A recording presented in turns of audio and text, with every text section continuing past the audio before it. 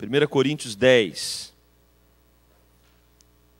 do versículo 23 até o primeiro versículo do capítulo 11.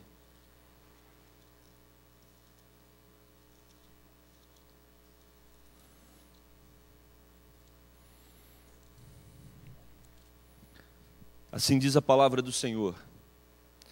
Todas as coisas são lícitas, mas nem todas convêm. Todas são lícitas, mas nem todas edificam. Ninguém busque o seu próprio interesse, sim o de outrem. Comei de tudo o que se vende no mercado, sem nada perguntardes por motivo de consciência.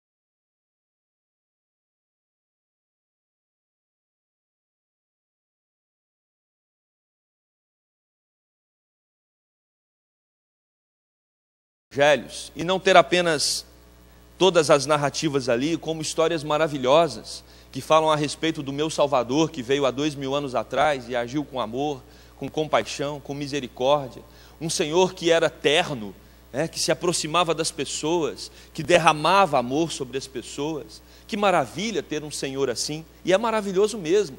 Mas o que Paulo está querendo nos ensinar aqui é que mais do que olharmos para Cristo como um grande exemplo, alguém que realmente é digno até da minha adoração, Cristo está dizendo, Jesus viveu, aliás, o apóstolo Paulo está dizendo, Jesus viveu da maneira que viveu, Jesus passou aqui 33 anos na terra, 3 anos de ministério, expressando não apenas quem ele era, mas também como nós devemos viver a partir do exemplo dele.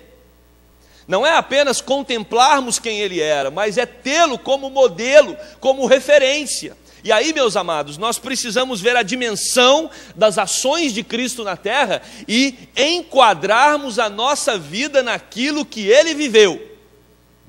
Puxa vida, isso é discípulo. Discípulo é aquele que olha para o seu mestre, para o seu Senhor e tem uma vida que se toma a forma, que se conforma, que se adequada ao exemplo do seu mestre. Sem dúvida nenhuma, seremos uma igreja com alto grau de discernimento, à medida que nós procurarmos viver conforme o nosso padrão, que é Jesus Cristo. Mas o padrão de Jesus Cristo não é um padrão atraente. O padrão de Jesus Cristo não é um padrão que os nossos corações se empolgam para segui-lo. Porque o padrão de Jesus Cristo é um padrão onde alguém, ele como filho, abriu mão da sua própria vontade, dos seus próprios desejos, para satisfazer a outro, para satisfazer ao Pai. Jesus Cristo, ele é o nosso padrão, mas ele é o padrão que diz, olha, quem quer ser o maior, seja o menor.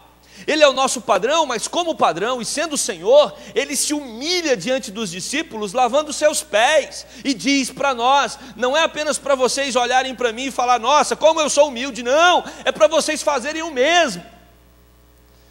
Meus amados, às vezes nós não agimos com a devida proporção nas nossas relações, às vezes nós não agimos com discernimento e não temos precisão, porque não é Cristo que está falando através de nós, são os nossos próprios pensamentos, a nossa própria vontade sendo estabelecida, e aí não entendemos por que as coisas não funcionam em casa, por que as coisas muitas vezes não funcionam na igreja, por que as coisas não funcionam no trabalho, porque quem está reinando é você.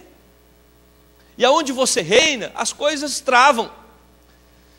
Mas aonde Cristo reina, aonde Cristo é vivido como modelo, como referencial, e aonde as pessoas enquadram as suas vontades à vontade soberana de Cristo, as coisas fluem, porque a vontade de Deus é estabelecida. Submissão e obediência, busca por Cristo, pelo reinado de Cristo em nossos corações. Aquele que tem os meus mandamentos e os guarda, esse é o que me ama. E aquele que me ama será amado por meu Pai. Tudo na nossa vida precisa ser balizado a partir de Cristo. Tudo na nossa vida precisa ser balizado a partir de Cristo. Como Cristo agiria na minha casa? Como Cristo agiria no meu trabalho? Como Cristo agiria na igreja? Como Cristo agiria na minha vizinhança? Como Cristo agiria como um cidadão brasileiro? Jesus era o Senhor de Paulo e continua sendo.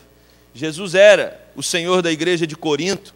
O Jesus é o Senhor desta igreja. Jesus é o Senhor da sua vida. Então, quem estabelece as regras é o próprio Jesus. A partir do momento que nós medimos tudo o que está ao nosso redor com a fita métrica de Cristo, nós agiremos com proporcionalidade. Nós aprenderemos a ser exatos naquilo que nós praticamos, porque sabemos que não vem de nós, vem de alguém que consegue sim estabelecer os valores, que consegue sim aplicar a devida dimensão para tudo o que fazemos, para todas as relações que nós temos. Você vai conseguir tratar a sua esposa e o seu marido quando você aprender a tratar de acordo com o padrão de Cristo, e o próprio apóstolo Paulo ensina isso na igreja de Éfeso. Maridos, aprendem a amar as suas esposas como o quê? Cristo amou a igreja. Cristo é a nossa referência para tudo o que fazemos. Jesus Cristo, devemos imitá-lo. Isso significa ter um procedimento semelhante ao dele. Agir como ele agiu, viver como ele viveu. Exatamente é o que fala João Batista, quando Jesus se aproxima ali no momento do batismo, e João Batista diz: importa que ele cresça e eu diminua. Importa que Cristo reine em nós e que nós diminuemos a cada dia mais. Paulo também vai falar sobre isso lá em Filipenses capítulo 1, verso 21. Para mim, o viver é Cristo e o morrer é lucro. Quais são os pressupostos que estabelecem as suas decisões?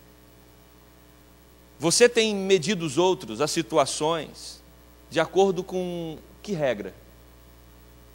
Precisamos nos relacionarmos e precisamos até na nossa autoavaliação medir de acordo com a fita métrica de Cristo e não com a nossa própria. Precisamos medir para a glória de Deus e não para nossa elevação ou para nossa própria glória. Por último, eu aprendo a discernir quando eu me posiciono como menor. Talvez esse seja o tópico mais difícil da caminhada cristã. Igreja não é lugar para inflar egos. Igreja é lugar para matar os egos. Cristo não veio para que você se tornasse alguém cheio de si mesmo.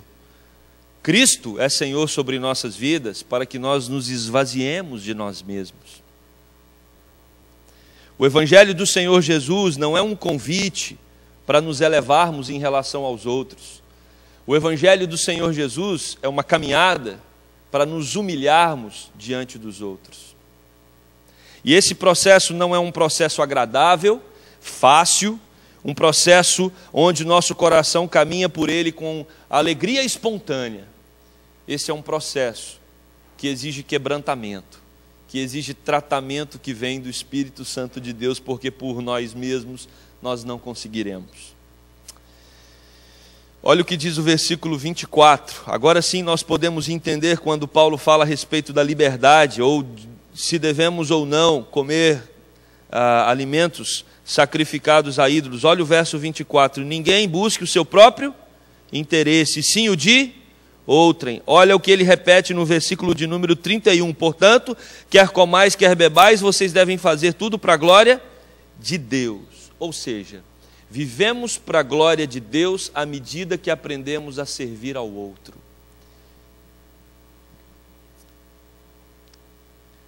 Na proporcionalidade divina, você não sai por cima, você sai por baixo. Você não sai no lucro, você sai no prejuízo. E tem mais, você sai no prejuízo, você é o último da fila, com uma sensação de paz e de alegria. Não é com aquela sensação de, puxa vida, ninguém me reconhece, ninguém percebe o meu trabalho, ninguém vê o que eu faço, e ninguém nota. Não, você não quer ser notado e você não se entristece por isso, porque você entendeu a essência do Evangelho, como Paulo expressa nesse texto. A essência do Evangelho é glorificar a Deus, viver tendo Cristo como referência e servir os outros, servir com alegria, querer o bem do outro mais do que o seu próprio bem. É quando eu não como carne, ou como carne, e o referencial para isso é se vai prejudicar ou não o meu irmão. Eu me preocupo com o outro, eu tenho interesse pelo que o outro está pensando, então eu vou fazer o máximo possível para não escandalizá-lo, para não ser pedra de tropeço para ele, porque eu fui chamado para ser servo dele. E se nós formos observar essa expressão no grego, é para ser escravo. Às vezes nós achamos que nossa relação com Deus anda muito boa. A nossa relação com Deus ela anda muito boa quando nós temos prazer e alegria em servir os outros, em considerar os outros maiores que nós. Meus amados, à medida que a sua casa se torna esse ambiente, à medida que a igreja se torna esse ambiente, nós temos alegria verdadeira, porque todos aqui terão prazer em servir. E é verdade que essa igreja tem caminhado nisso. É verdade que existem pessoas aqui que servem com alegria, e nós precisamos tê-las como referência. Eu confesso para os irmãos que quando, na final da Copa do Mundo, eu fiquei feliz e até emocionado, porque enquanto o jogo acontecia, o Ministério de Louvor estava aqui na igreja ensaiando com alegria. Eu disse, gente, está acontecendo a Copa do Mundo no Brasil, e esses meninos, essas pessoas, elas estão aqui, e eu fiz questão de descer para ver, elas estavam alegres, porque em seus corações, estar na casa de Deus, se preparando para o louvor, para servir, é claro, glorificar a Deus, mas servir a igreja, importa mais. E eu sei que isso acontece em vários departamentos e ministérios, pessoas que servem com alegria, o coral, por exemplo, os nossos departamentos internos, ministérios, onde pessoas vêm aqui porque sabem que estão fazendo para o Senhor, mas além de estarem fazendo para o Senhor, estão servindo aos seus irmãos. Quando isso contagia toda a igreja, quando isso se torna essencial para cada cristão, nós vivemos uma realidade maravilhosa, uma realidade de koinonia, de comunhão, de comunidade. No Evangelho, o amor próprio é resultado da busca pela glória de Deus e do serviço ao próximo. Eu amo a Deus sobre todas as coisas, eu amo ao meu próximo e eu me amo quando eu tenho prazer no serviço, quando eu tenho prazer no bem-estar do outro, na alegria do outro, quando eu o considero numa posição mais elevada que a minha. E aí o apóstolo Paulo faz uma pergunta no texto: por que a minha liberdade tem que ser medida pela consciência do outro? Porque a preocupação aqui é a seguinte: eu como ou não carne sacrificada a ídolos? O resumo é, depende da consciência do seu irmão. Então quer dizer que é a consciência do meu irmão que rege a minha atitude. Ele levanta o problema, mas ele resolve. E é interessante como Calvino comenta esse texto. Ele diz, não é que o outro controla o que você faz, mas é a alegria que você tem em ver a edificação dele. Se comer uma comida que na cabeça de alguém pode fazer mal espiritualmente, vai prejudicá-lo, eu não como. Se tomar uma taça de vinho numa refeição na casa de alguém pode escandalizar alguém, não tome, porque são questões periféricas. Vale muito mais o bem-estar do seu irmão do que você ser privilegiado ou beneficiado com alguma questão tão periférica. É isso que o apóstolo Paulo está trazendo para o centro da discussão. Nós precisamos nos preocupar uns com os outros e querer o bem-estar uns dos outros e querer que o outro seja edificado através da nossa vida. Não vale a pena ser criticado por banalidades. Se vai escandalizar, não faça. Devemos descartar o periférico pela nossa unidade. E talvez o ensinamento de Jesus que retrate isso com muita clareza é a mansidão. E aí eu me lembro do Dr. Russell Shedd, lá na igreja presbiteriana do setor sul, em 1999. Mansidão é você abrir mão dos seus direitos e privilégios em prol do outro. É direito seu, é um privilégio seu, mas você abre mão em prol do outro. E aí Jesus Cristo fala, os mansos, bem-aventurados os mansos, porque eles herdarão a terra. Herança é privilégio. Herança é alguma coisa, é um direito seu, né? Quando os pais morrem, os filhos têm direito à herança, têm o privilégio da herança.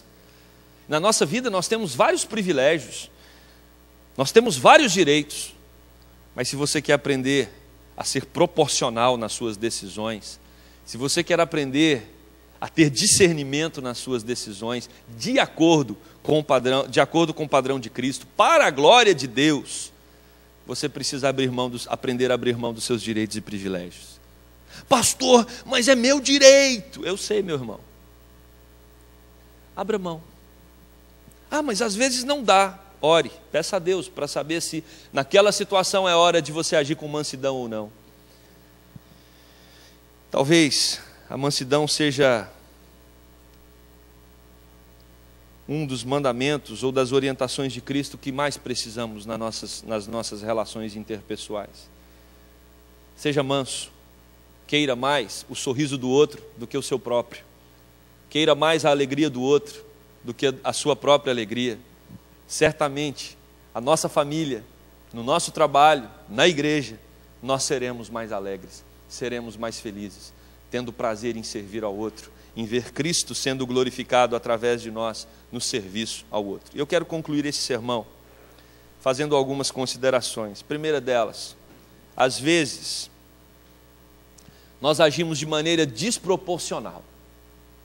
Falamos mais do que devemos ou menos, gritamos sem ter necessidade, enfezamos, ficamos chateados, revoltamos.